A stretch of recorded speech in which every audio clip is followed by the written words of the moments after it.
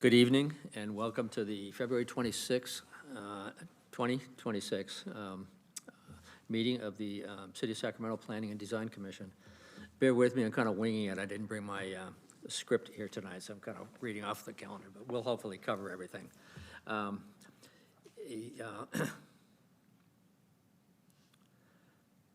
think do we have a quorum? Let me go ahead. Yeah. Okay. Yeah, thank you. Could we do roll call? Thank you, Chair.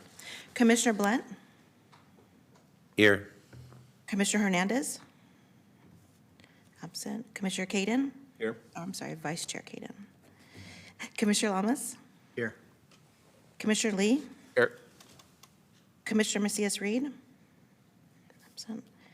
Commissioner Nybo? Here. Commissioner Ortiz? Here. Commissioner Reschke? Here. Commissioner Tao? Here. Commissioner Thompson? Here. Commissioner Young? Absent. And Chair Chase. Present, here. Thank you. We have a quorum. Thank you. I'd like to remind members of the public in the chambers, if you'd like to speak on an agenda item, please turn in a speaker slip down front here before the item begins. After the item is called, we will no longer accept speaker slips, and you'll have 2 minutes to speak once you are called on. We will now proceed with today's agenda. Before we proceed, I want to announce that item 2, actually I should do the land acknowledgement first, right? Yes. Could we rise for the land acknowledgement, and then we'll stay standing for the Pledge of Allegiance. Please rise for the opening acknowledgements in honor of Sacramento's indigenous people and tribal lands. To the original people of this land, the Nisenan people, the Southern Maidu Valley and Plains Miwok, Patwin Winton peoples, and the people of the Wilton Rancheria, Sacramento's only federally recognized tribe.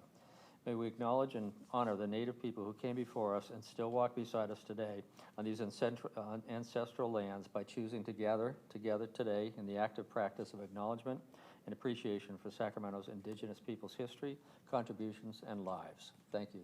Please remain standing for the Pledge of Allegiance.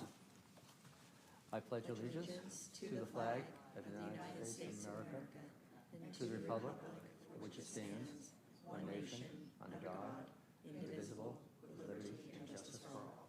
Thank you.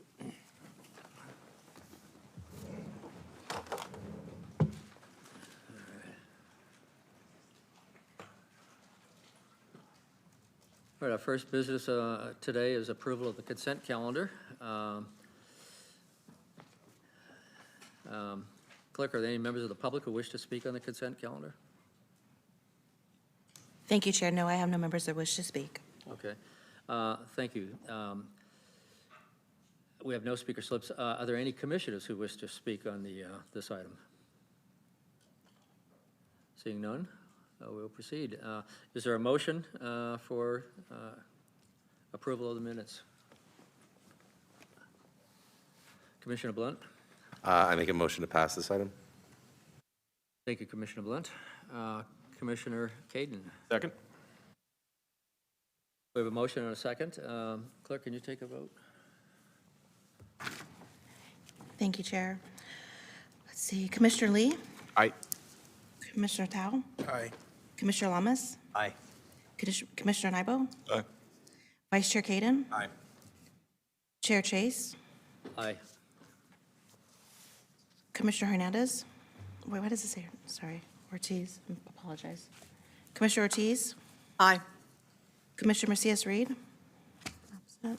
Commissioner Blunt? Aye. Commissioner Reschke? Commissioner Thompson? Thank you. The motion passes. Thank you, Clerk.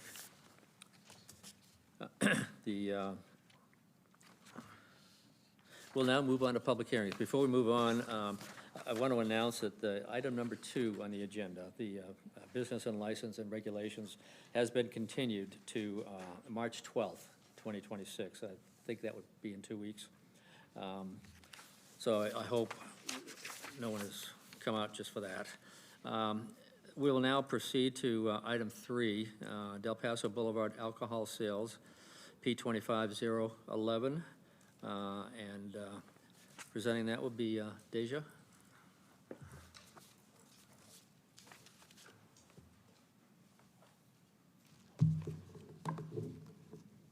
Good evening, Commissioners. My name is Deja Harris, Associate Planner with the Community Development Department, and I'm here to present the Del Paso Boulevard Alcohol Sales Project. This item, P25011, is a request for a conditional use permit to authorize the sale of distilled spirits within a 1,600 square foot neighborhood market in the limited commercial C1 zone. The market is located on the southeast corner of Del Paso Boulevard and Verano Street and is surrounded by both single-family and multi-unit residential.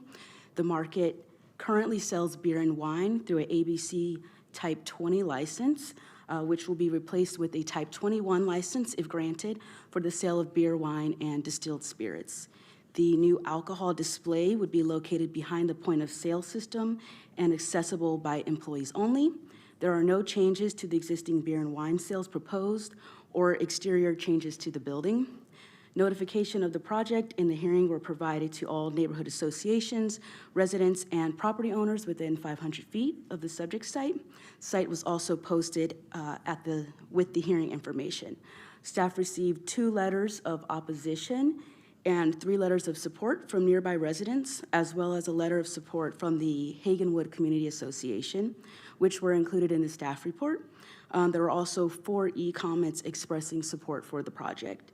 And staff recommends the commission approve the requested entitlement, subject to the findings of fact and condition of approval in the staff report. This concludes my presentation, and staff and the applicant team are here should you have any questions. Thank you. Thank you, Deja. Does the applicants have a presentation or not? Okay, thank you. Do we have any questions, members of the commission,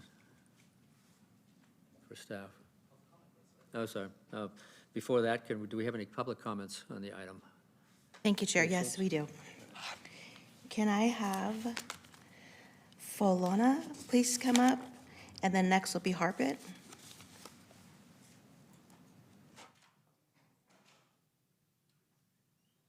Is it Folona Atarato? I'm sorry, I'm probably mispronouncing that. Okay. Can I have Harpit please come forward to the podium? Harpit, okay. Shane Camino, Conmio.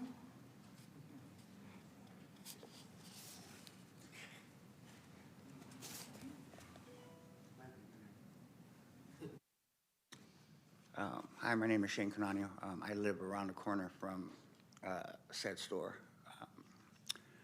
He actually helped me quit drinking while I was drinking, so I've been clean for like 14 years. I've known Tony, I don't know, 10 plus years. I just think it'd be a good idea to give him his license and, you know, continue living. That's all I gotta say. But I am in support of it. Thank you for your comments. Can I have Daniel Zavala please come forward to the podium?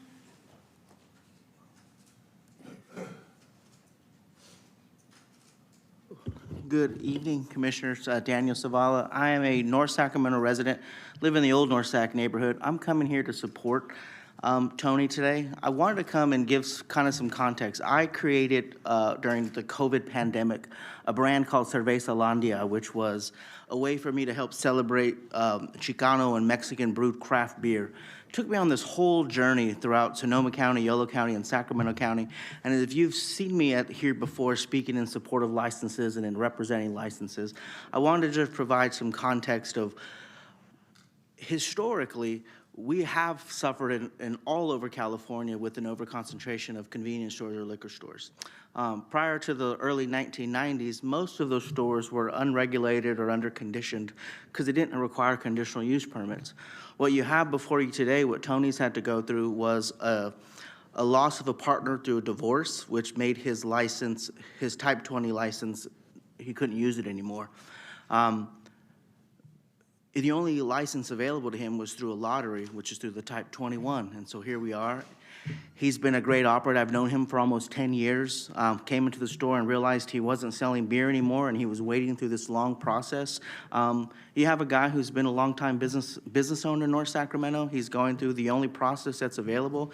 He's well regulated. When I first met Tony back in 2013, he was only selling 6-packs and above. His license has always been highly restricted to protect the neighborhood. And from what I read on the staff report, he continues to do so. So I just wanted to come out and just as a beer advocate and as a resident in the neighborhood, I think he's just the perfect candidate to continue operating a successful business by having a Type 21 license that will be regulated, his hours of operation, the not being able to sell singles, restricting the bottles to 750 milliliters. Those are good, sound conditions that help keep neighborhoods safe, and that's why I'm here to support it, and I hope you will too today. Thank you. Thank you for your comments. Can I have Marquise Bibbs please come forward? And after Marquise, Michael Sims.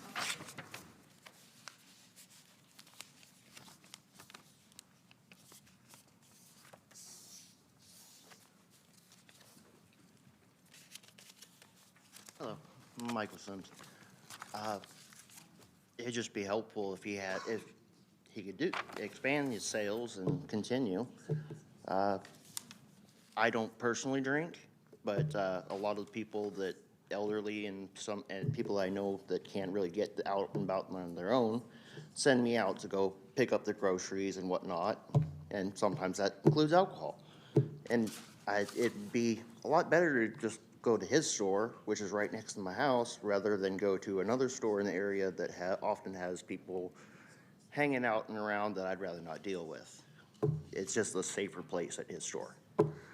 So that's why I'm here. That's all I got. Thank you. Thank you for your comments. William Johnson, and after William Johnson, I have Lacey Bari. I'm just here to support Singh for getting the license, and he's been a good business person in our neighborhood, and just hope you guys grant us some license. Thank you for your comments. I have Lacey. Hello, good evening. I live in the neighborhood, Mr. Singh's store. He has been an amazing man, not just in his business, but in his personal life with us that live in the community. And I really hope that you do grant his petition. Thank you. Thank you for your comments. I have Lisa Ortiz and then Jason Randwell. Lisa Ortiz.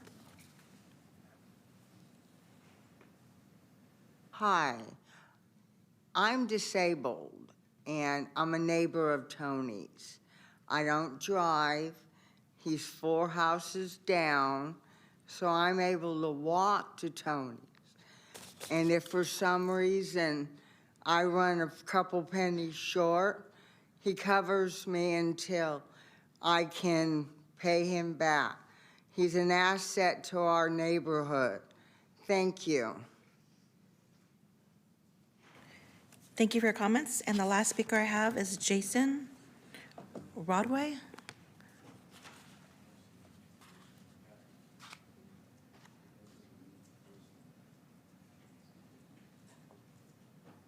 Hello, I am a business owner in the same area that Mr. Tony is in. I also have liquor there, and these two city officials also approved it. He's gonna be my competitor, and I still am in favor of him getting it. So that's all I have to say. Thank you. I'm in favor. Thank you for your comments. Chair, I have no more speakers on this item. Thank you, Clerk. Are there any commissioner questions of either staff or, well, the staff, speaking for the applicant? Seeing no questions, we've had the public, is there a motion on this item? I'm sorry. Commissioner Thao. Thank you, Chair Chase. Is the applicant here tonight? Oh, hey, Tony, right? Yeah, just a few concerns from the community and just want to get this across. We did see that there's a lot of community support for this application, there's also concerns from neighbors about the music and that. I think, that's something that I thank you for, I see that the community association supporting the project. A lot of neighbors are here supporting the project, which is also great, but I would also want to ask for your commitment for, for some of the concerns addressed by some of the neighbors here about, after hours hanging out or loud music as well with the security. I know the PD also imposed a couple restrictions, some good restrictions on the business as well, and you've been a good operator. I heard from the community that you also live in the community, and so, in the past, we've had businesses that comes in and opens up liquor stores in low-income communities like ours. And I, represent North Sacramento as the planning commissioner, and I have to look out and make sure that the best interest of our community is there. And, there's a unique scenario where you live in the community, you own the business, and you are a planner. So we are looking to look at this as a positive example of what a small business and can do to with the community. And so I just want to make those comments for that. With that, I don't see any other commissioners with any comments, so I would make a motion to pass the item, to move the item. Thank you, Commissioner. We have a motion. Is there a second for this? Commissioner, is it Reschke or Thompson? Thompson, Commissioner Thompson. I second. Thank you. We have a motion and a second. Clerk, could you take a roll? Okay, please have patience with this. The names are not in this order of the seating chart, so it's going to be kind of random like it was the first time around. Commissioner Blunt, Aye. Commissioner Hernandez, absent.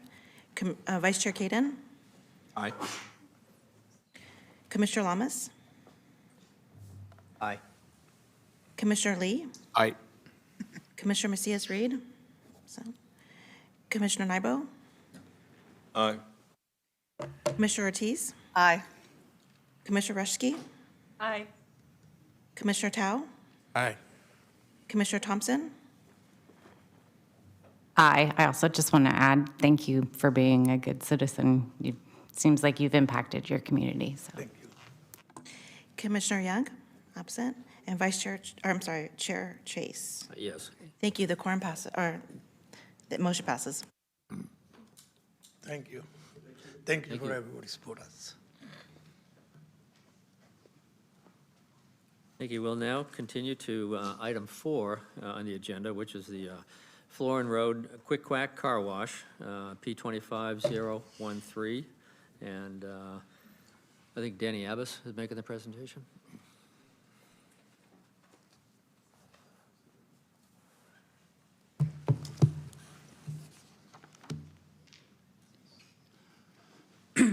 Yes. Thank you, and good evening, Chair and members of the Planning and Design Commission. I am Danny Abbas, and the planner for this item. If I could, I would like to start with, for about 10 seconds, showing an aerial on the overhead, and then moving back to the presentation. Perfect, thank you. This item, you want me to turn, let me rotate this? No, back. That works better. Oh, should I flip it again? Put north up. If you turn it so that you can see it, like it reads properly to you, yeah, then it'll display. Okay, great. So this item is a request to establish a quick quack car wash on a 1.15 acre portion of a 14-acre parcel at 3815 Florin Road near Franklin Boulevard. The proposal requires approval of a conditional use permit and site plan and design review entitlements. Conditional use permit is a zoning instrument to review the location and conduct of uses known to have a distinct impact upon the area in which they are located. They are discretionary in nature. Staff are tasked with assessing the proposed use's impact, suitability, and consistency or inconsistency with adopted city documents. In this case, staff does not support a car wash use at this site on Florin Road and recommend the commission deny the use permit request.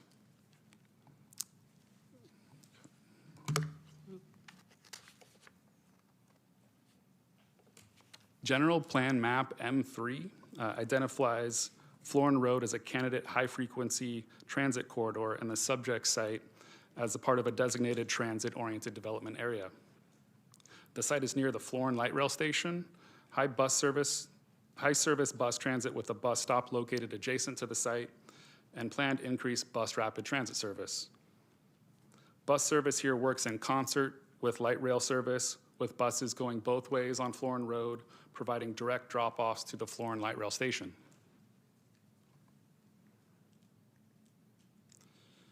The South Area Community Plan speaks specifically to the land use intent of infill along the Florin Road high-frequency bus corridor as uses that are oriented to and supportive of transit. An oriented use is clearly misaligned with this vision. What's being shown is a less than 1 mile stretch of Florin Road. The blue dots are bus stops, and the orange dot is the Florin Light Rail Station.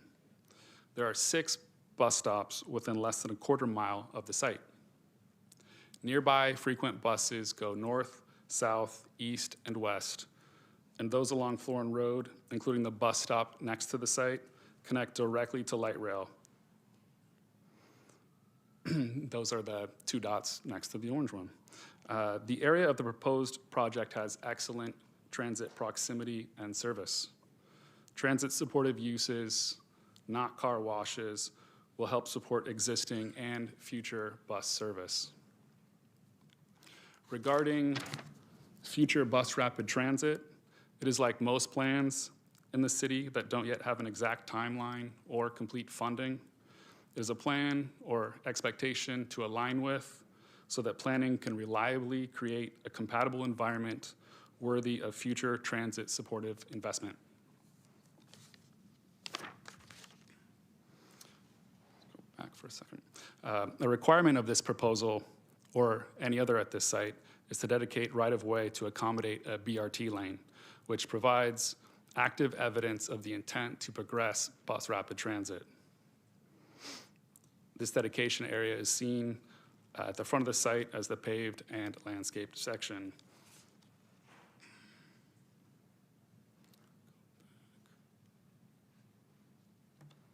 The proposed use is an abundantly available service in the area with 4 active car washes less than a mile from the site, including a tunnel wash almost directly across the street.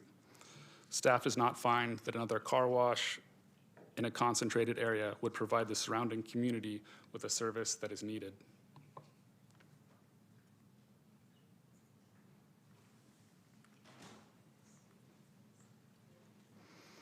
The general plan recognizes this stretch of Florin Road as a high injury network next to a top 5 Vision Zero corridor, identified as having the highest number of fatal and serious crashes involving people walking, bicycling, and driving. Staff find that a car wash exacerbates known public safety hazards and is a fundamentally incompatible use at this location and inconsistent with the aims of the city-adopted Vision Zero action plan. General Plan Map EJ5 represents communities cumulatively impacted by environmental justice issues. The subject site is a section that has both county and city land within what is deemed as a most disadvantaged area. Some of these issues include poverty, transportation, safety, air pollution, and access to healthcare. The site is also within a state-designated SB 535 and AB 617 areas, which have a disproportionately high air pollution burden and aim to reduce local emissions. Staff maintain that the best opportunity for a commercial use to reduce air pollution is for it to offer services to pedestrians, cyclists, and transit riders, especially in an area that is walkable with high-quality transit service. Additionally, this furthers basic city-adopted climate action goals. Staff received correspondence from the Sacramento Metropolitan Air Quality Management District and Civic Thread, formerly Walk Sacramento.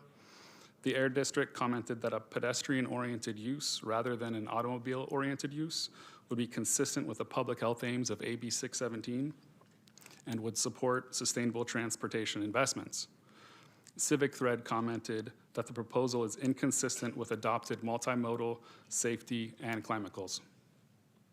Staff believe that a commercial use at this location should support transit, promote walkability, prioritize transportation safety, reduce congestion, protect air quality, pursue climate goals, and address environmental injustice and equity. Therefore, staff recommend denial of the discretionary conditional use permit for a quick quack car wash at this location.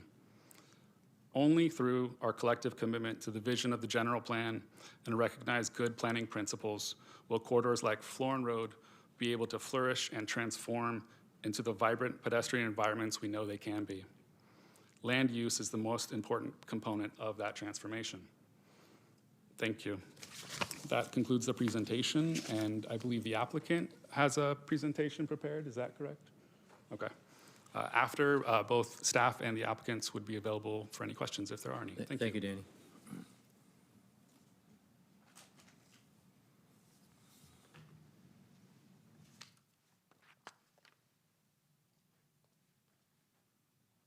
Is it possible to pull up one of the attachments? Click through it?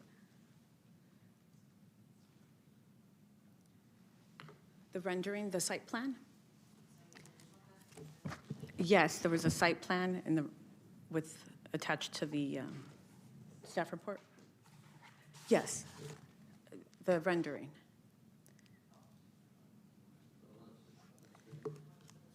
No, the attachment to the staff report, is that possible to do that? No, it's not an additional one. Let me pull it up right.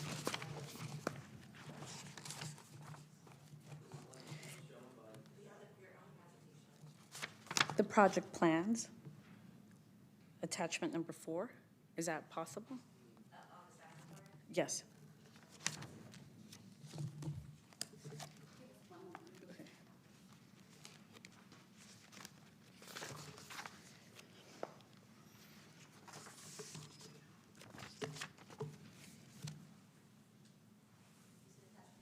Yes.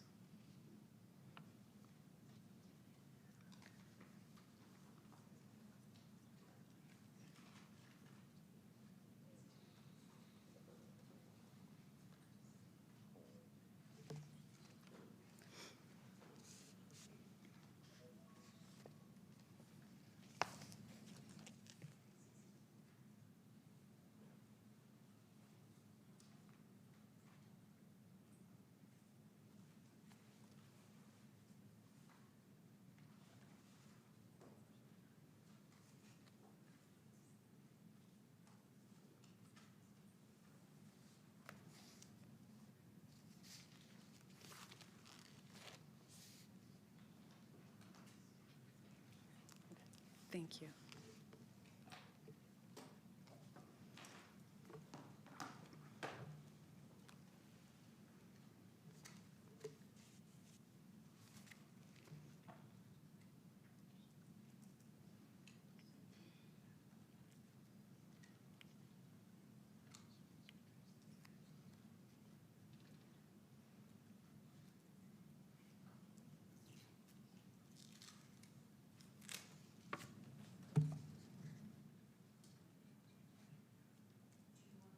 Sure. For sure. And I also have a handout for the commission. May I place it on the desk?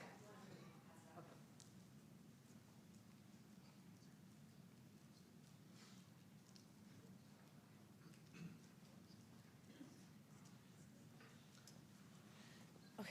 Thank you very much. I'll just get started. So good evening, Chair, Vice Chair, members of the Commission. My name is Leticia Ramirez. I am with Thatch & Hooper, and we represent the applicant Quick Quack. Here with me today is Vance Shannon, the Director of Entitlements for Quick Quack, Nick Wecker with Core States, who assisted with project planning, architecture, as well as John Teofilo, who completed the CEQA document for the project. Also here is Ryan Hooper with our firm. It's not easy for an applicant to come to the Commission with a staff recommendation of denial. Others have proposed a similar use on this site and face a same faced the same response from staff.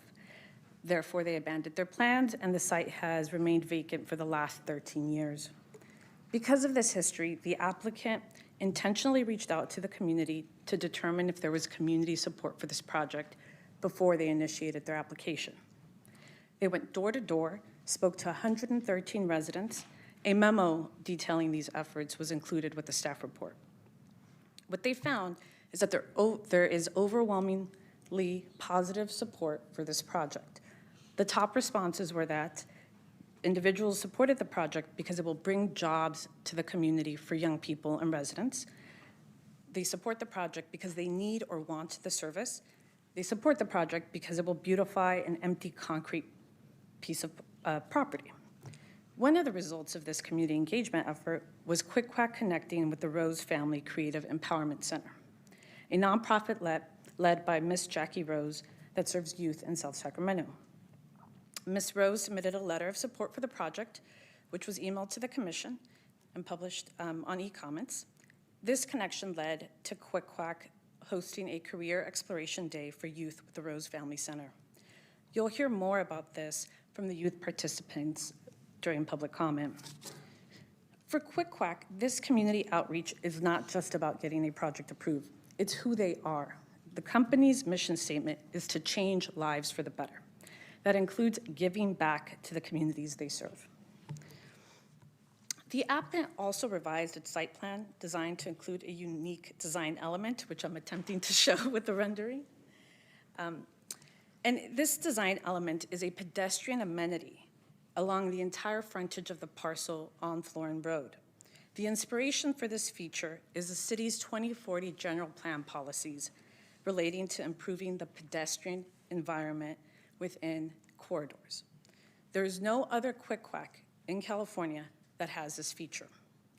This amenity provides shaded bike storage, and I think I'll pause just to. I'll be there in a minute, thanks to technology. So this amenity provides shaded bike storage for Quick Quack team members who ride their bikes to work. It includes a leaning bench for visitors or passerbys, including those waiting at the bus stop west of this parcel. From a design perspective, it mimics a storefront and creates an urban feel, similar to what is seen at the Safeway in Midtown. It has multiple benefits from an aesthetic and functional. It's creative and it shows high design standards and caliber project that we think will set a standard that for whatever comes next on the remaining 13 acres of this parcel will also have to meet.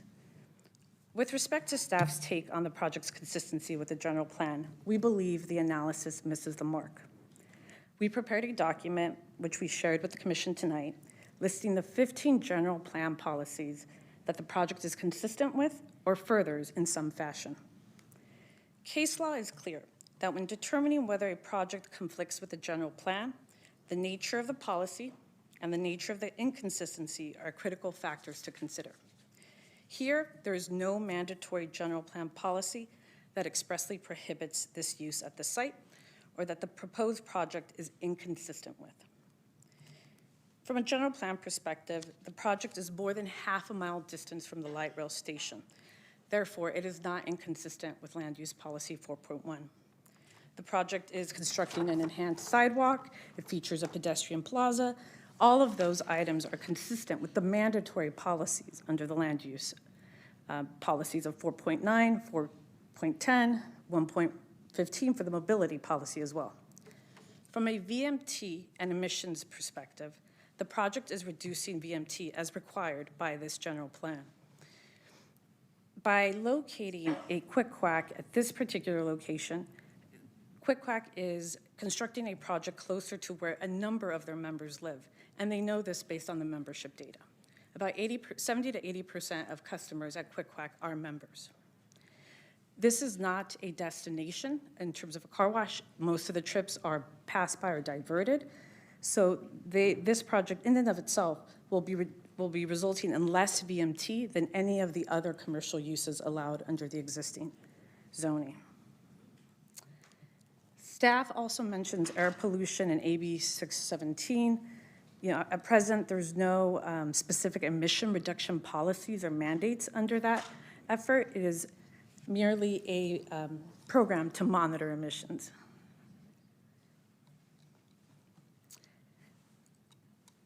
I think I'll just give a pope on the rendering, but courts have also said that consistency with the general plan can also be found if a project furthers the objectives and policies of the general plan and does not obstruct their attainment. Again, this is where it's really important to remember that the project is a private investment in infrastructure that will facilitate the expansion of BRT.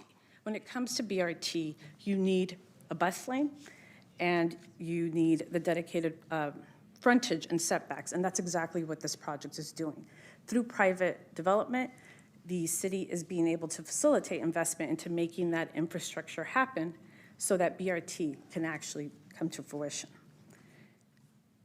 With respect to staff's claims that the project will exacerbate existing pedestrian safety concerns, there's simply no evidence in the record to support those claims. Instead, what the record shows is that Public Works reviewed the site plan, proposed conditions of approval to ensure that the driveway and curb cut is consistent with the city standards, which address safety concerns. In addition, the sidewalk is actually being set back further away from Florin Road, which will create a more positive and comfortable pedestrian experience for those who travel along Florin Road.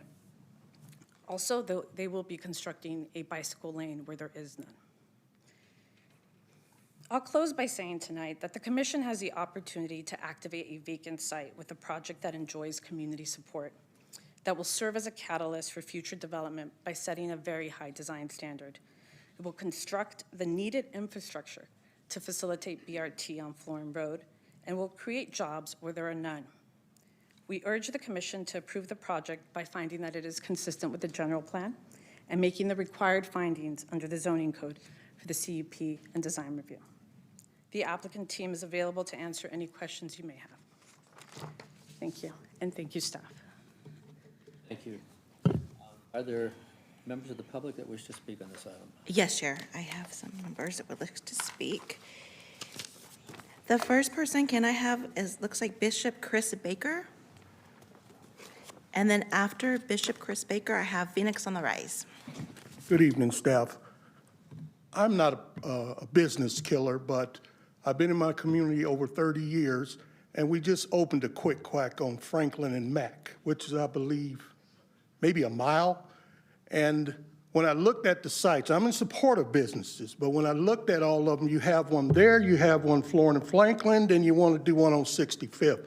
Well, when I go up and down the street, here's what I want you to understand. I'm in the faith base, and when I go up and down Franklin, Florin, and I talk to those senior citizens that was kicked out of their places because they couldn't afford to rent, and they're sleeping on the ground, that should be a location looked at for senior housing. I'm not against any business. Hell, I brung Food for Less up there, and they got other locations. This should be looked at as housing, low-density housing for seniors. We need to take a look in our communities. How many of our seniors are sleeping on the streets?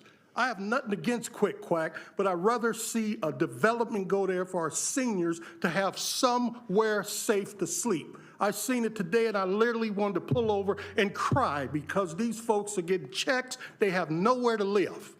But we need to look at all these vacant lands and start putting some positive things together with developers and getting our seniors out of the cold. And I am not in support of this bill, and I want you to oppose it.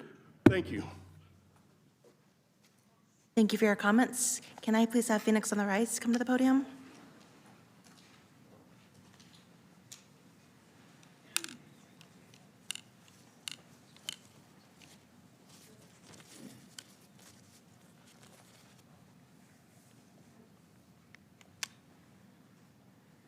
Good evening, Commissioners. My name is Kason Myers. I'm a student at Luther Burbank High School and a member of Phoenix on the Rise, and I'm here this evening to ask you to hear my voice.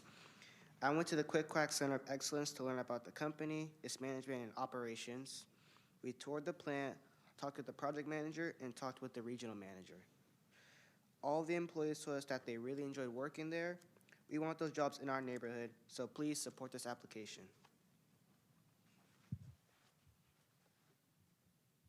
Good evening. My name is Kaomi Myers. Hear my voice. I am also a student at Luther Burbank, and I am a secretary in BSU and a member of Phoenix on the Rise. I recently learned that Quick Quack makes their own equipment at the Center of Excellence, and we are allowed to take a tour to examine how all the fabrication is done.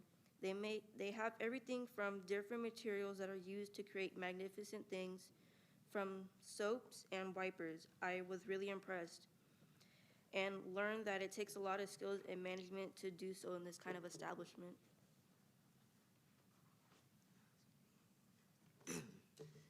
Good evening. My name is Isaiah Swan, and I want you to hear my voice. I am a student from Luther Burbank High School, and I want to become an architect. At the Center of Excellence, I was able to ask questions to the architect who designed this building. She not only reviewed the plans with us, she also detailed various educational plans with us. She detailed being, wait, what? Oh, she also, in the project, she also had the project engineer overseeing the Quick Quack operations.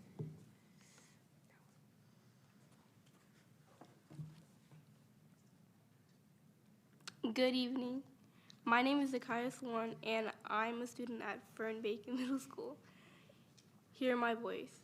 Quick Quack is a good community neighbor. They support food bank, schools, Little League, and soccer programs. We need partners who contribute back to our neighborhoods, not just to take money out.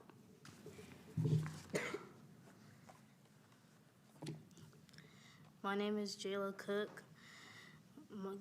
Good evening. My name is Jayla Cook. I'm a student at Parkway Elementary. Hear my voice.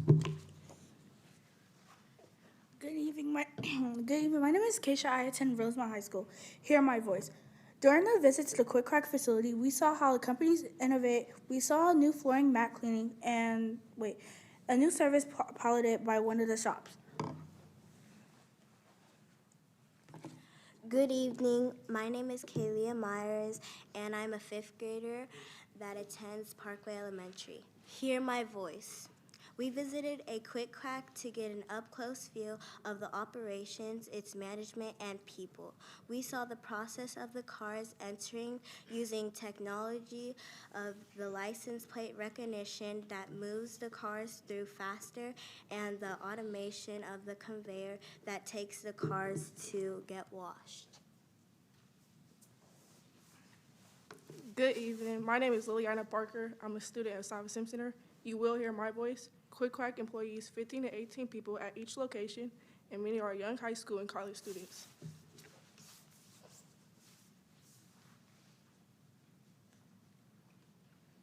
Good evening. My name is Malaysia Geddes. Hear my voice. I am president of the BSU, Black Student Union, and I'm here tonight as an ambassador of Phoenix on the Rise, and to remind all of you that our voices have value. We're tired of the crumbling sidewalks that we have to walk on every single day. We're tired of the blight. We're tired of the dirty lot that is the entry to our neighborhoods. We're tired of being patient. We're teenagers. Hear our voices and support this project. Thank you. Thank you for your comments. The last speaker will be Tony Johnson.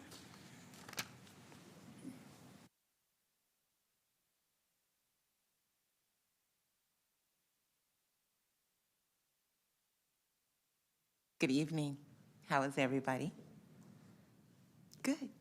So, good afternoon. My name is Tony Johnson. I'm employed at Rose Family Creative Empowerment Center, where we serve families in this community through local outreach and neighborhood programs. I believe building a Quick Quack car wash at Florin and Franklin will be beneficial to our community. It will improve the cleanliness along the corridor, reduce illegal dumping, create jobs, and provide a safe, well-maintained space that helps deter loitering and blight.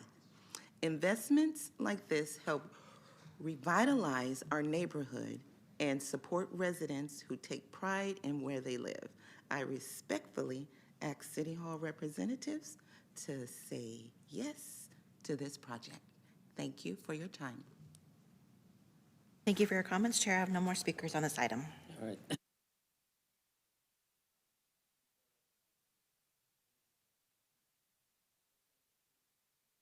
Speak. I know it can be intimidating to speak in public, but you all did a great job, and thank you very much for turning up.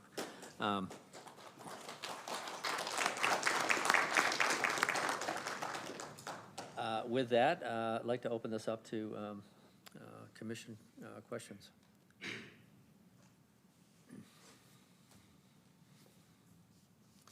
Commissioner Reschke or Thompson? Thompson. Can you clarify how long this lot has been open for? I think you said it, but. About 2013. Are you asking how long this site has been vacant for? Yes. Circa 2013. Okay. 15 years? No, I'm not mathing good. What is that, 12? 13. Thank you. I yield.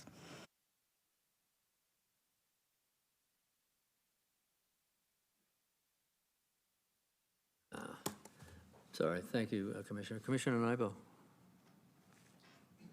I have a quick question for the applicant.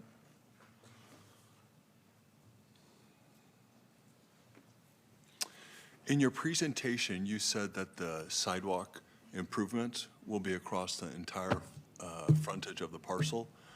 Did you mean the entire parcel or just for this small amount that will be? Just for the developed site under this application. Just the? Yes, which is just Florin Road. I'm sorry.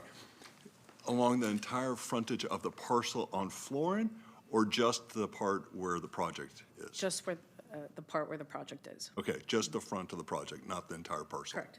Okay, thank you. Thank Thanks you. for the clarification. Thank you, Commissioner. Any other commissioner comments or questions?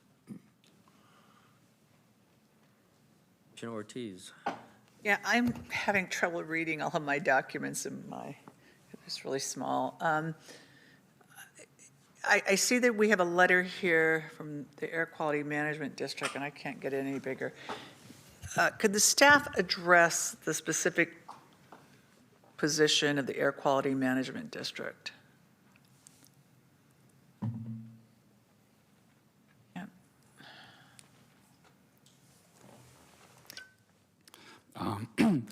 They commented that a pedestrian-oriented use would be more in line with public health aims associated with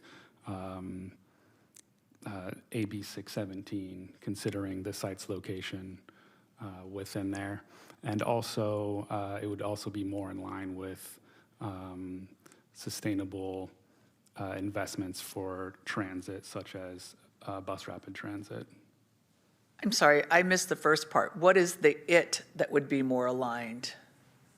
Pedestrian-oriented use, a use that can allow for people to arrive by foot, bike, or transit. Which by conclusion is not, but they are not taking, I appreciate their interpretation of what would be ideal for this site, and that's why I couldn't open their letter. Do they take a hard position that this violates specific standards? I understand the public health air quality standard. Is there any other basis for them? Is it as hard opposed? Let me ask you that. There is no specific standard that it violates, so they weren't referring to anything like that. It was a comment about the general aim to reduce local emissions and be in consideration of local air quality issues. I appreciate that. And so this is a challenge we have often when we have a lot of competing ideals of what should ideally go there versus what is proposed to be here. And, I struggle with this because I've been in this place before when we were discussing the drive-through for Raising Cane, where I thought it was a challenge because RT had designated a light rail line. The drive-through was inconsistent with that. I took a position to oppose the project for that reason. And here we are again with what should be ideal in this site, and I appreciate that. What are those principles that would guide us to some other type of more pedestrian-oriented project? But we have a pretty compelling, unique quick quack by all standards. This is not the standard quick quack that I've seen. It's, it looks like they've gone to great lengths to make this a very attractive site with the setback and the wide. So that's the challenge I have is, it is a site that has not had anything there for some time. And anything's a net plus at that corner. I'm familiar with it well. And if I understand that the light rails right down the line doesn't appear, the frontage would appear to enhance the ability for those who would seek to walk to the light rail line rather than impede it. So I'm struggling because we struggle between the ideal versus what is before us and whether or not the quality of this project would have a considerable improvement in what is a pretty challenging and blighted area. So I just want to walk through my process of trying to weigh these competing interests. Yeah, it's not your usual quick quack site. I mean, it's a pretty fancy one. But again, why do we have these standards and why do we have these ideal goals, particularly in communities that have challenged, do we, and this would not be settling, but do we do less than ideal because it is something that is a net gain? So that's what I'm struggling with right now. I'm just thinking out loud, I don't know. And I appreciate the representation about jobs for the community, but I did speak, I just want to be real transparent. It's probably 15 jobs, they're all part-time, there's no full-time, but I think it would be ideal for students. And there's no guarantee it has to be from the community, but I think they will in good faith seek to recruit. But I also think it's not a promise to hire from the community. They can't legally do that. And these are not full-time jobs. These are 3 hours, 4 hours, so it'd be less than a living wage. But if you're a student, if you're a college student or a high school student that's looking at a part-time job, if indeed they can hire from the community, that would be awesome. But I also don't want to overstate the likelihood of these being 15 full-time jobs at this site. I rest my comments. Thank you, Commissioner. Commissioner Blunt. Yes, thank you, thank you everyone who came to speak, especially the students. I think you did a marvelous job. So thank you for that. So I also want to speak to the first speaker. I'm sorry, I didn't catch your name. But I was moved by your comment. And I would like for staff to, so when staff was giving the presentation, it was, this site is preferable for not a quick quack car wash, but for some other type of commercial, but not residential. Can you clarify on why? Staff would support residential at this site. It's a great site for housing. Housing is a use that is allowed by right at this site. Okay. So, and I mean, okay, so I know that this was formerly a car dealership, correct? Are there issues with the soil? Is there, I mean, like, how much, because I'm thinking, like, it seems kind of natural for it to go from a place where a lot of cars were to a place where a lot of cars are going to be, and not necessarily where people are going to be, because that could lead to all sorts of yikes problems. So I'm just kind of curious on, like, yeah, how much of a nightmare would it becoming a housing, like residential sort of situation be? Hello, Chair, Commission. Commissioner, I'm Scott Johnson with our Environmental Planning Unit. There is I believe it's a closed case, so the site is on a list, which prevents any categorical exemption from being used. However, sites like this can be reused. It would just, there might be some extra cleanup that would need to be done. Okay. But it wouldn't prevent future residential. Okay, interesting. No, I learned a lot just then. Okay, that's all my questions for now. I yield my time. Thank you, Commissioner. Commissioner Tao or Lamas? Oh, I'm sorry, Commissioner Caden. Sorry. Yeah, thank you, Chair. Yeah, so this has been, I think, a challenging one for me. I think, you know, Commissioner Ortiz brought it up, right? There's a lot of similar themes here to kind of previous applications that, you know, I supported as well, you know, the recommendation of denial on. You know, the staff recommendation tonight, it's relying on ideas and policies that I obviously support. You know, I want to see areas like this become more walkable, bikeable, accessible via transit. I want to see, you know, some of the higher intensity uses that we're talking about. You know, I completely agree on the Vision Zero point, right? It's like we need to treat street safety as a crisis, right? And we need to treat our Vision Zero corridors like the same way that we talk about housing in this really kind of, you know, crisis mindset. I think part that I'm struggling with on this one is that we also, at the same time, and we talk about this a lot, right? We want to be able to provide clarity to potential businesses around, you know, what we want where and what's allowed where. And I think the challenge in this case is that it's not as explicit, I think, as I think it could be. You know, I really like our TOD ordinance, our transit-oriented development ordinance, because it makes it really, really clear, right? Like, we want to prioritize people-oriented uses. We want to preclude auto-oriented uses. And we're doing that within a half mile of existing and planned light rail. And you can look at your project on a map. You can see that buffer. You can see, okay, my project is you know, within that buffer or it's outside, and you have a pretty good idea about, I think, what the city is sort of looking for in those areas. And I think that's why I felt pretty comfortable, I guess, voting to deny in you know, similar situations in the past, like for that project most recently, because that was within a quarter mile of that buffer, and we sort of made it very clear through this, you know, through this document what the vision was there. And I think so, you know, it wasn't, you know, explicitly mentioned right tonight, but this is outside of that buffer, so, you know, it's referenced as close to the light rail station, but it's, you know, it is you know, a 3/4 mile walk, as I measured it, to the Florin light rail station. And, you know, I'm a big believer in kind of treating frequent bus routes and bus rapid transit, I think, you know, as just as kind of worthy of that same treatment, but that isn't the way that we've talked about it in our TOD ordinance, our TOD policy.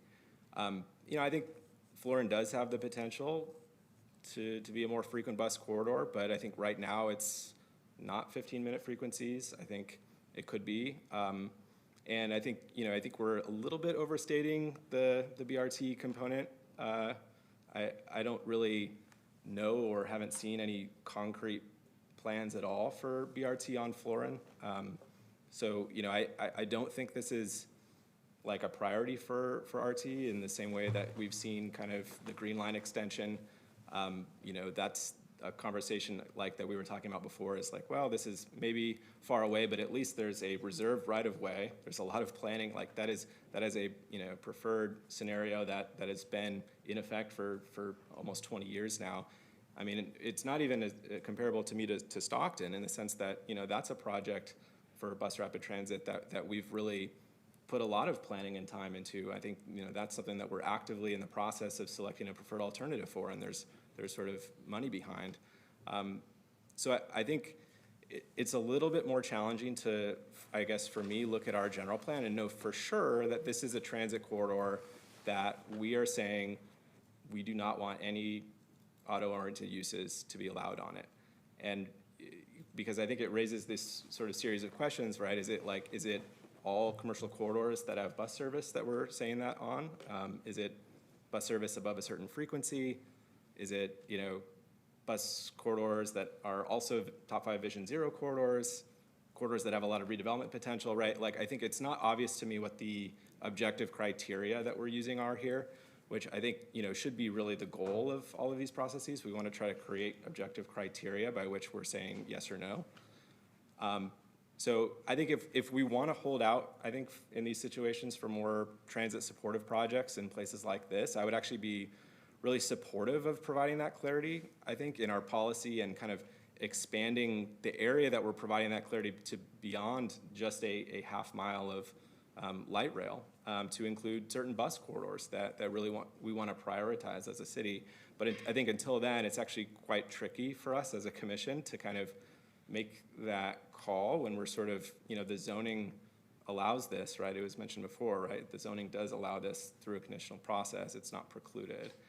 So again, I support, I think, the underlying goals of what staff is laying out here, but I think, worry a little bit about the subjectivity here. And I think there's, if there is an appetite, if we want to kind of have this conversation as a city about like precluding auto-oriented uses in all of our bus corridors or even along kind of the select bus corridors that, was highlighted in that map M3 from the general plan, yeah, I would completely support that. And I think maybe that's something that we can talk about as part of the zoning code overhaul. But I think that would need, for me, to be made a little bit more explicit and kind of incorporate that into our TOD policy with, the maps and the kind of the objective criteria. So that's sort of what I'm trying to also think through as part of this. This is a challenging item, but I'll leave it there and then look forward to hearing other comments. Thank you, Vice Chair. Commissioner, is it Tao or Lamas? Lamas? Thank you, Chair, and thank you, everyone who came to speak on behalf of the item and staff who helped prepare the report. I think, and I also want to thank the commissioners for their comments, very insightful comments. And I'm also kind of on the fence about this proposal. It's a tough one. I think for me, especially when we hear about how good the applicant is and all the good work that they're doing in the community, it seems like they're really trying to engage with kind of the local schools, the local youth group, and trying to be a true community partner, and also being responsive to their some of the design requirements that the city's looking for, and trying to increase their setback and support folks that may be visiting the site on bicycles. But at the same time, I am trying to be receptive to the city's intended goals here and trying to support additional uses for this particular site that maybe aren't auto-centric and that would allow for more pedestrian access. And to the first speaker's point, there could be other uses that could be a benefit to this location, including housing, affordable housing, senior housing, and make it particularly competitive, probably for some state funding as well, given the proximity to transit access and the fact that it has by right approval to build housing in the location. So I'm grappling with that. And so I appreciate and recognize the city's intent here to try to deny the project and try to support additional uses for this site. So just wanted to share my comments with the commission. Thank you. Thank you, Commissioner. Commissioner Thompson or Reschke? Thank you. Yeah, and thanks to those who spoke as well. I appreciated that I think the applicant shared this is not a destination, that it's used by local residents, and the rendering was really beautiful. I was able to look at it on my own screen the whole time you were speaking, so that was nice. And I think the site plan is really appropriate, the way that there's just one drive in and it goes to the back. There's not like a U-shaped, like two drives. However, this area, like basically from 14th in the north to Meadowview in the south, it's really, really hard. We're talking about bus, but we're also talking about other types of non-car travel, such as biking or walking, to cross 99, Franklin, and the light rail tracks. If you're going east-west, the opportunities to do that are mostly the fast and more dangerous roads, such as Florin, Meadowview, 47th, Fruit Ridge. And there's a few like overpasses for the freeway to go east, like if you're traveling east-west across the city, but then you get stopped by Franklin and no roads really line up across Franklin from each other, and then you wind into a neighborhood that doesn't have an outlet, and then you're stopped by the tracks. So really, walkers, pedestrians, and cyclists are really diverted onto these roads, such as Florin. And it would be, I think, really,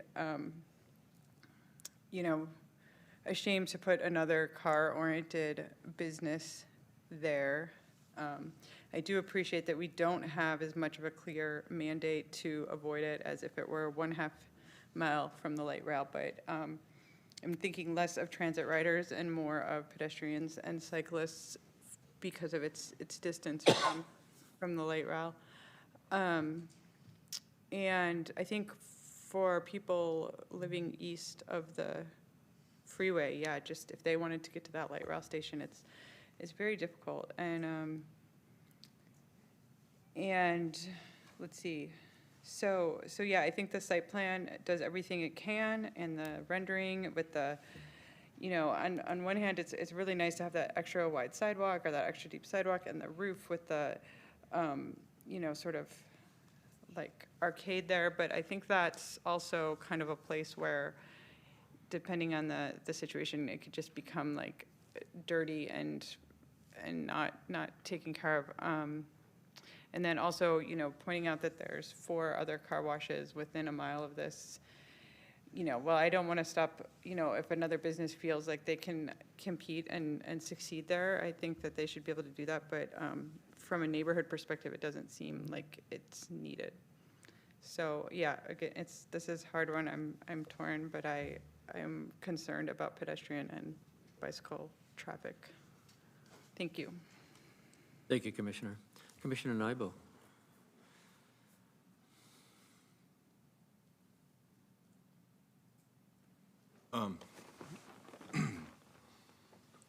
There are a lot of similarities between this project and the one that a couple weeks ago up in Natomas, a month or 2 ago. I think, and by the way, if I may just say, point this out, I'm the one who made the motion to move against staff recommendation. I know Stacia remembers, because I remember that look in her eyes. So the comments I'm giving are in light of that. I think there are some critical differences between this project and that project. I thought that project was reasonable moving forward because it was a little remnant parcel. There wasn't anything else there was no grand idea that was going to go on that parcel. It was like an acre or something. It was pretty near to a proposed light rail that may or may not go there within our lifetime. This, however, by the way, the lead is buried on this particular site plan. The corner is owned by the same property owner as this parcel. So this particular piece of property isn't a remnant parcel. What we're doing is we're contemplating creating a remnant parcel today. This 14.5, 15 acre parcel, when you include the corner, is a huge piece of property. It is a huge opportunity. Light rail exists already. There's plenty of clarity that the applicant had before they came before us. It's not like they were surprised and we're playing gotcha with them right now. They knew that when they proposed that there was going to be problems today. They knew that. So they went out and they went to talk to the community and they tried to raise it. They tried to make a nice project. It's a nice project. I'm a member of Quick Quack up until right now. I'm sure that all of them are about to get canceled. Nonetheless, it's a nice project, They put a nice wall up front. There's some nice street frontage, but it doesn't make up for the fact that we're never going to be able to connect the north part of the property with the south part of the property to Florin as effectively as we could without this Quick Quack. And I think there's a lot of big issues here, but as we've heard, this area needs housing. It does need housing, and there is a lot of use at that light rail station. And he takes light rail at least twice a week, maybe 3 times a week. They're constantly using that light rail right there. It's a used place. This neighborhood, I frankly am slightly offended when I hear blighted, because I don't think this neighborhood is blighted. I think this neighborhood is a very vibrant neighborhood. It's a growing neighborhood. It deserves better, no offense, than a remnant piece of property right here on this corner. That's my thought. So unless there's any big issues, I would like to move staff recommendation of denial. Did I say that the right way? Yeah. Thank you. Thank you, Commissioner. So we have a motion on the table. Commissioner Ortiz. I was going to ask two questions of staff. One, Vice Chair Caden referenced the 1/4 mile from light rail, and this project is 3/4 of a mile away from light rail. Is that relevant in your analysis? Excuse me. The project is, so if we're talking a walking distance or as the crow flies, of course, there's some difference. A walking distance around 2/3, maybe 3/4 of a mile is accurate. In terms of as the crow flies from the light rail station platform, it is approximately a half mile plus 300 feet. But it is not within a 1/4 mile of the light rail station. And why is that compelling, I think, in his argument, that there's a distinction that does not speak to rejecting the project? Okay, so there's an ordinance which is basically an implementation piece. There's a zoning instrument specific to light rail, and it just does not include bus service, which this area has a lot of bus service, of course. But that was a specific piece for distance from light rail service. What staff is looking at is the overarching policies, visions, maps, goals in the general plan that speak more generally, including bus service as well. And we're looking at it from that perspective. It is true that the specific transit-oriented development ordinance for light rail distance does not apply to this. But you're applying a that's not what we're broader applying. light rail, public transportation, bus, including bus, is, well, I don't want to interrupt. If anyone could help me sort through this, why it's relevant. If I may, to your question, though, and Commissioner Caden bringing up that distinction, basically it comes down to the 1/4 mile or the half mile. We wouldn't be here tonight because then it would not be permitted. So I think what Commissioner Caden was saying, that now that we're in a discretionary period. Got it. Which Danny did bring out. That's why we're here before you tonight, because you do have the discretion based on what we've presented and what the applicant has presented to make that decision. Thank you. That clarifies that there's discretion outside of that 1/4 mile, but that 1/4 mile is an absolute. Okay. The other question is, I seem to recall, maybe I'm misrecalling, is there a bike lane that is proposed in this project in a very wide sidewalk, which is lovely, but I mean, I know people need to ride their bikes on the sidewalk when you have really streets like this are not safe, but is there a bike lane also proposed in the improvements by the proponent? So the area where there's landscaping and a sidewalk, that is the area that is dedicated. It's dedicated right-of-way for future bus rapid transit. So there's a future BRT lane that would go in that area as well as a bicycle lane. And so at a point at which that would be developed, then that paved area, that side and landscaped area would be gone. Be removed? Yes. So somewhere down the line, we'd have a BRT shared bus lane, but it would remove a good chunk of that, either the landscape and/or the wide sidewalk. Okay. That's,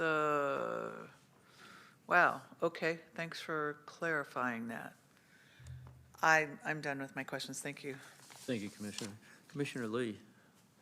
Yes, thank you, Chair. I just want to say that I'm really familiar with this area. I actually grew up not too far from here. I even went to summer school at Luther Burbank High School. And I also even worked at the shopping center right across from here, kitty corner to here. And I've really seen this area change over the years. And Commissioner Naibo, I really appreciate your comments. You really hit the nail on the head. I too voted for Raising Cane's, and I recall that was we were sort of split on that vote. And I think that to what Commissioner Naibo said, what's different here, and my comment is, we have a blank slate to potentially start something new here. And I agree with the first speaker. We need more housing. Homelessness is a growing crisis. It's been a crisis for a while, and approving this could really set the stage for turning the entire parcel to be even more auto-oriented. Flooring Road is extremely high traffic, and it's essentially almost a freeway. So with that, I second Commissioner Naibo's and support the denial. Thank you, Commissioner. Before we take a motion on the, or act on the motion and the second, I'd like to comment. I also, like many others, I know this site very, very well. As an architect, I was hired by Paul Blanco, who was the car dealer who was in the process of buying this site from Cal Worthington in his dog spot many, many years ago. So we heard, I think, from staff that this site's been vacant since 2013. It's been empty, though. There were buildings prior, well over 20 years ago when I was working on it. They were just sitting there vacant when the Chevy dealership did close down. And that never, the purchase by Paul Blanco never materialized. He was looking at a variety of uses out in that back large northern portion there, which, as I say, never materialized. But I spent plenty of time on the site and around the site to get a good sense of it. I think it is certainly very auto-oriented as it is right now, and I don't see that changing in the near future. Not only are those car dealerships going to be there, they're tax revenue to the city, so they have value. I don't think they're going to be done away with quickly. I do, like Commissioner Naibo, I'm also a Quick Quack member. I must say I go to the one near Costco and Cal Expo area. This, I think, it was pointed out by the applicant, and the frontage along the design of the frontage along Florin is unique. I mean, it doesn't exist on any other Quick Quack. And I find myself wondering, I think the design is very good of the project. It's better than most that I've seen anywhere. And I also can't help but wonder if that chunk, even though it's not huge, frontage along Florin, could not be a potential catalyst for other development that would come along. It's setting a tone for pedestrian frontage along that street, and staff could say this is what anyone else that does come along is going to be picking up and following on. It still leaves a huge chunk of land for housing or whatever else may come here. But as I say, I've worked on it well over 20 years ago, and nothing else has come along since. So, do we forego what I think is a good design? Granted, there are some violations, perhaps, of some policies, but not strictly of the TOD distance. Do we let it be? It provides some jobs. We heard a lot of support from the community for this project tonight. And for that reason, I think, seeing that it could be a catalyst for it, I would tend to oppose staff's recommendation and the motion that's on the table right now, but we'll see how the vote goes. So, with that, I think as it is, we have a motion and we have a second. So, clerk, why don't we take a vote?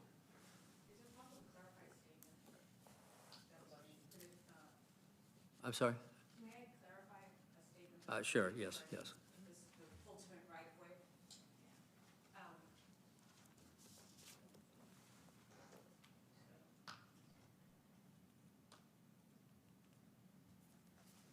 So the comment, I just want to make sure, and I know it might be a little hard to see, but just to clarify, the existing right-of-way line will be moved back behind the pedestrian plaza.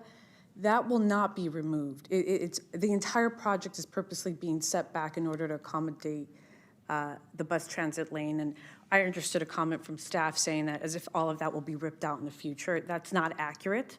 I also want to just clarify that the zoning code section that dictates the measurement of the distance between the site and the light rail station is 17.104.130, which specifically measures the distance based on the shortest publicly accessible right-of-way. So for those reasons, that particular measurement is important because that is where the general plan policy about the city encouraging more transit-oriented development comes from. That's the origination of that comment, and that's why the distance is really important. And again, I just want to clarify, that pedestrian plaza is a permanent feature. Thank you.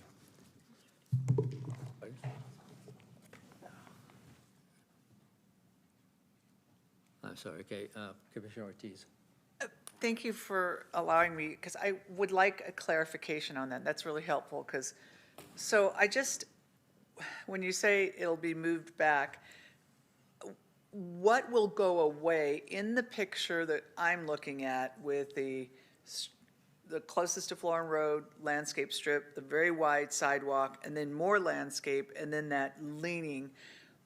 In order to do the BRT, what will go away? My interpretation, even with I think what you've shared, is that everything will go away except for where the leaning bench is.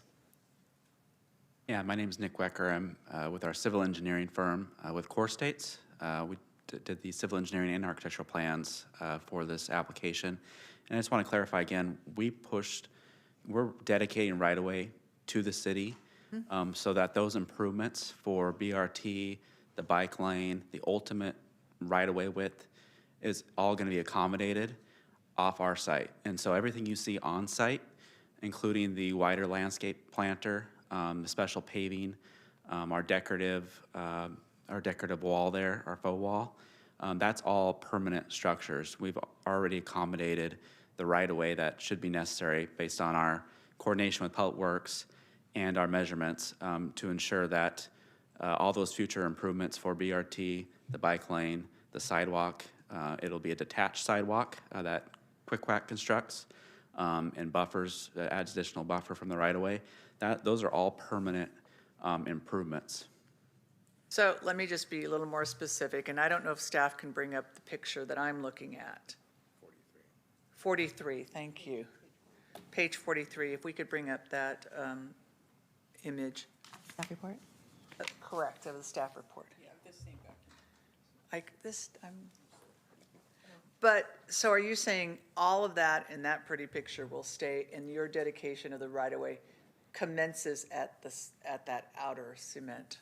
Commissioner, is this the photo? Yes, that one. Can we?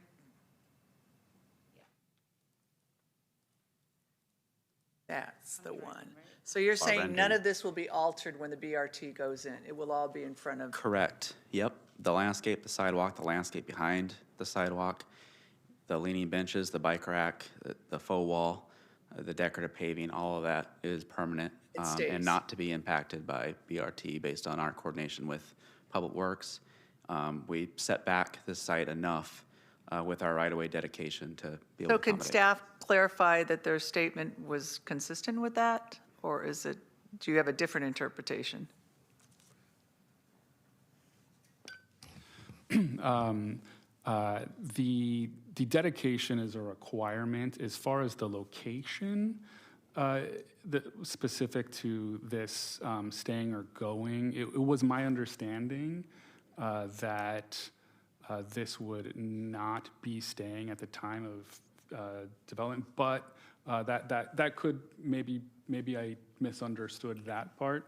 But the dedication for space for bike lane and future BRT would be a requirement of this or any other project at the site. So I think the statement of the representative is accurate, and there may have been some misunderstanding. Others on our staff could perhaps clarify? No, it's because I don't, it's hard with this image because according to the applicant's team, I guess they're insinuating that what we're seeing there would include the BRT lane, and we don't have, with Public Works comments, we just have the dedication condition, but we don't have an image, so. So it could just be pretty pictures and it could be, No, either it is or it isn't this. I'm not gonna go against their engineer here, but I'm just saying, I can't, either confirm or verify that, on that one. Okay. Just helpful if we get a real clear statement, but thank you for, Yeah, let me just say, we're not interested in constructing something for it to be removed later. We would be working with staff engineering to ensure that this is set back far enough to be a permanent improvement. Okay. Our understanding is that the dedication we've done would accommodate those improvements in the future. okay. And this may or may not be to scale. It could be a more condensed version of this. No, it's to scale. Okay, thank you. Thank you I'd for like to that. follow up on it, Commissioners. My understanding then from what you're saying, this, I don't have a pointer, would this piece All of stay? concrete here be the curb and gutter? Yes, yeah, that's the frame of reference, curb and gutter, and then the asphalt would be the right-of-way. So that would all. The traveled right away. Back to the quick-whack would remain. Correct, from the curb back, yep.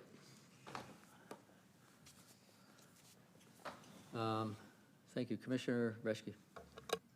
Look, while the applicant is up at page 24 again, I just want to clarify, because it looks to me like there is an addition of the bus lane being made just in front of this site. There'll be like an extra lane. So what I'm seeing is starting from the median at the bottom center, where it's a 6-foot median, there's 2 travel lanes north of that, and those travel lanes are existing. And then it looks like the bus lane is being added already, even though it's only going to be for this short distance.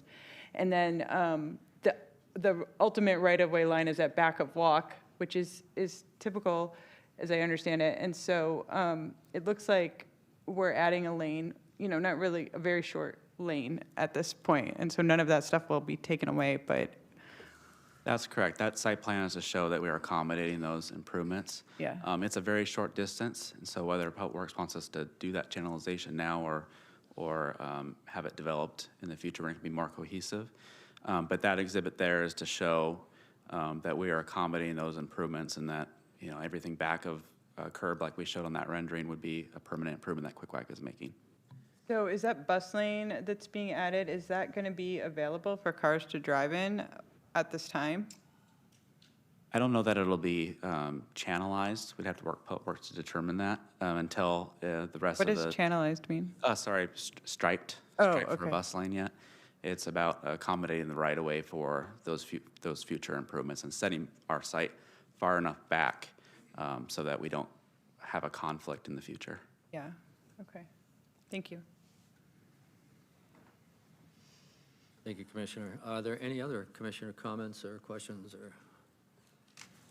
With that, then we'll go back to, we have a motion. I'm sorry. Oh, sorry. Commissioner Lamas.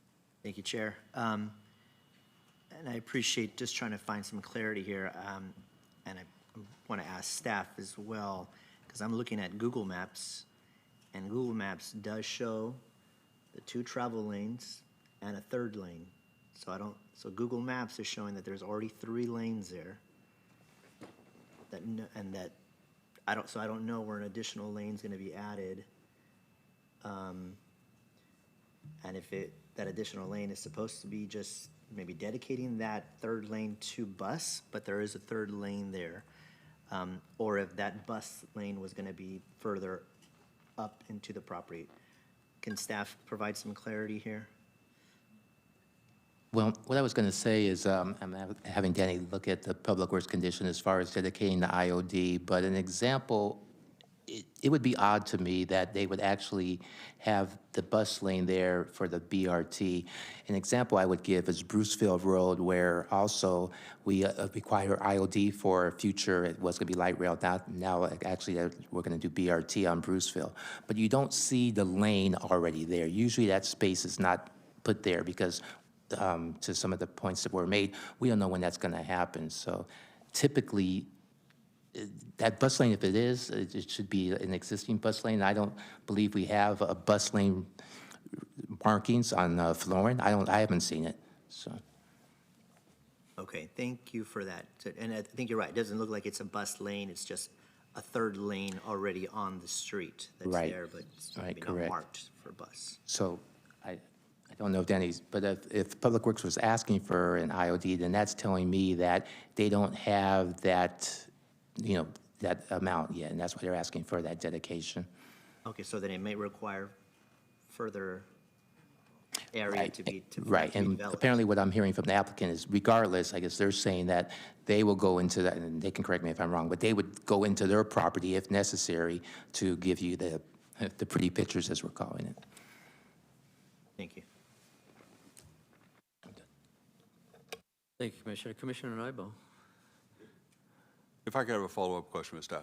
This is a requirement of Public Works? Yeah, the IOD, the dedications of, did you confirm that, Dan? Yeah, so if you look at attachment 13, so that would be PDF page 56 of the report, there is Public Works condition number 3 to dedicate sufficient right-of-way and construct Florin Road consistent with the adopted street section that accommodates a future bus rapid transit lane. So yes, it's a requirement for this or any project at the site to dedicate space to ensure that the required improvements, bus lane, bike lane, can be constructed. Why wasn't the project condition to improve the whole frontage? It's one parcel, it's a lease, they're not subdividing it. Why is it only the small part in front of Quick Quack and not the entire parcel frontage? When you say the entire parcel on Florin, or you're speaking of Franklin too? Florin, I just mean, actually, it wouldn't be Franklin because it doesn't touch that. I don't know the exact answer. I do know that Public Works has a ratio. If the improvements would exceed a certain amount compared to the project value, then the nexus isn't there for that to happen. So that might have been the case here. I'm not sure. Okay. I'm sorry, can I ask one more follow-up question? In this general area in here, how many parcels of 14, 15 acres are there in this area that are along these busy streets that are potentially developed? Along Florin, I can't think of any of that amount. We had the fairly large parcel on Florin that stayed vacant for over 80 years and was finally developed with this, the Kind project, but I can't say off the top if it exceeds this or matches that. But I would say we don't have that many that are of this size. And then on Franklin, the next one would be what? Like Campbell's Soup, that area up there? That would be the next big one that someday may or may not develop into something. So this is a pretty large parcel then? It's definitely a large parcel, correct. Okay, thank you. Just to kind of add to Commissioner Nybo's questions, I'd like to ask, is this the, either staff or applicant can answer, the Quick Quack parcel, is it parcelized or is it part of a portion of the larger parcel, as Commissioner Nybo said? The 14 acre is just one parcel. So this is a part of the 14 acres? So the not a development separate- is, yes, correct. separate It's parcel. a development of that large parcel. Okay, thank you. Any other comments or questions of? Yeah. I muted myself. On the site plan, it says leased area. That's how I garnered that. So, all right. Again, Commissioner Thompson. Just a clarification. So if there is a conditional to do a project like this, does that apply to just the project that's being proposed, or does it apply to the whole parcel? I believe you're asking if conditional use of permit would apply to any project at this particular site? or just this type of proposed use? Is that what you're asking? And a conditional use, is it? Is this a conditional use? Yeah, this is. Okay, so then the question is, right now, we're looking at a component of this full parcel, and we're talking about conditional use for that. If the conditional use is approved, does that use then translate to the entire parcel, or does it stay specific to what's being proposed? It would be for the whole parcel. Thank you. Thank you. Any other commissioner comments or questions? Seeing none, I'm sorry. Commissioner Tao? Oh, it's council. Council, ma'am.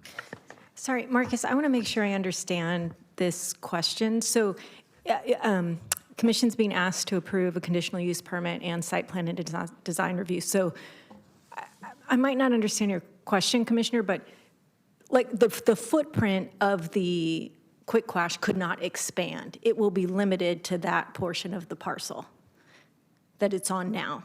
I think, okay, so it's,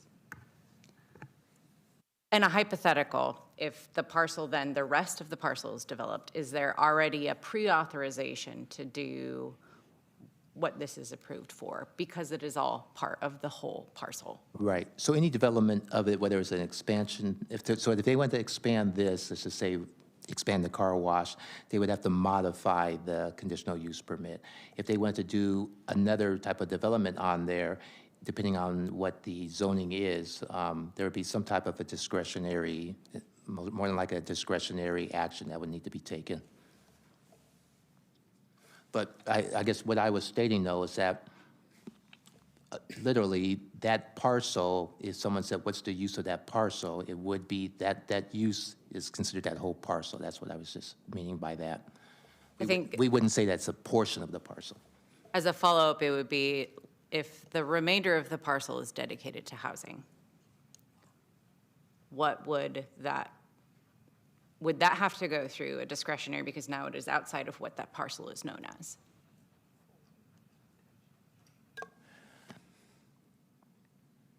I'm trying to think, I'm thinking on that question. So if they wanted to develop housing on that parcel, Yes.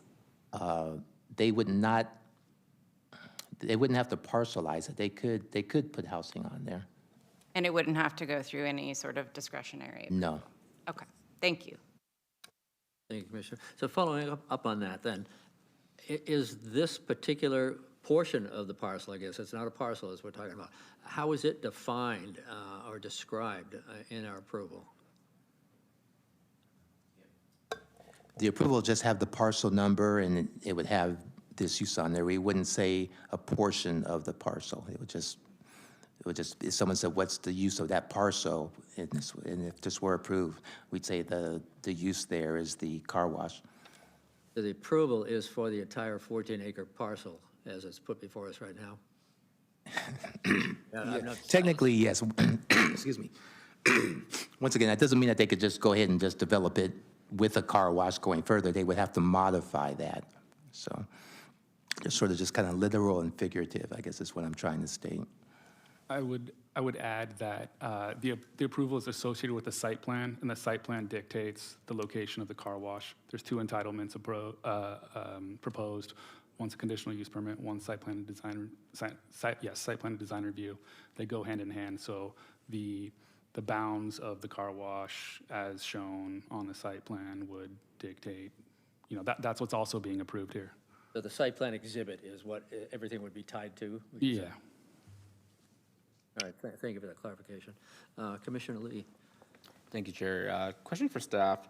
On page 55 of the staff report, I see a preliminary site layout, and I had a question on that. So are there plans or future plans for the applicant to install, looks like a gas station and two drive-through restaurants, or what's the story on this? So this was a conceptual plan referred to in the application for this project. It is not part of this project. The scope of this project is the car wash, but as background information, staff did provide it as attachment to the report. Got it. So potentially, this is what it could end up looking like, although it's not, the applicant hasn't like submitted an application or anything, or? This is not part of an application currently. Okay, thank you.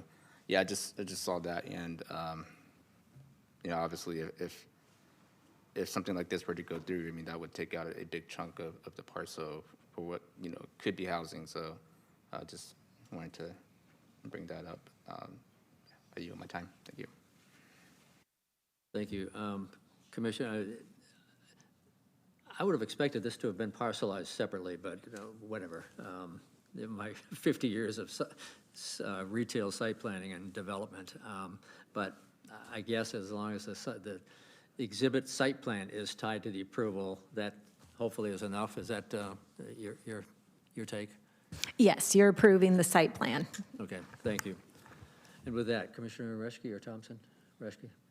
So this is, I guess, further clarification on that, but, so it sounds like right now, thank you. The site is available by right for housing if there was a project that wanted to do that.